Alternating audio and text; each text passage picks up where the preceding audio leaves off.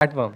అంటే, అంటే మీరు కొన్ని మీ ఫోటోస్ ఈ అంటే ఇన్‌స్టాగ్రామ్‌లో సోషల్ మీడియాని ఎలా చూస్తానంటారా? లేకపోతే దాంట్లో వచ్చిన రియాక్షన్స్ రియాక్షన్స్‌ని ఎలా చూస్తుంటారు? నేను గతంలో కూడా ఒకసారి చెప్పానండి. ఫస్ట్‌లో పట్టించుకునే వాళ్ళం. తర్వాత పట్టించుకోవడం మానేసాం. మనదేంటి, నేనేంటి, నాకేంటి అంతే. హ్మ్.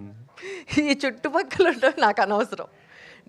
నేనేం చేస్తున్నానో నాకు అది కావాలి. నేను ఇది పెట్టాలి, ఈ పోస్ట్ పెట్టాలంటే ఆ పోస్ట్ పెడతా. నేను ఇట్లా ఫోటో దిగాలంటే అట్లా దిగుతా. అది దట్స్ మై విష్ అంతే.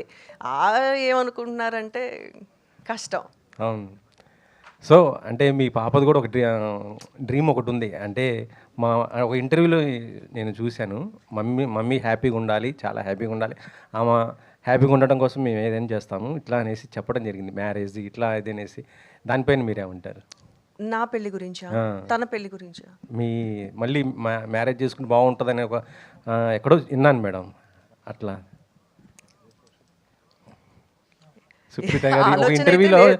ఆలోచన చెప్పినట్టు. అయితే లేదు. ఆ! ఉండుంటే ఇన్ని రోజులు వెయిట్ చేయాల్సిన అవసరం లేదు. అవును. ప్రస్తుతానికైతే ఆలోచన లేదు. ఇక మీదట కూడా ఉండదు అని అనుకుంటున్నా.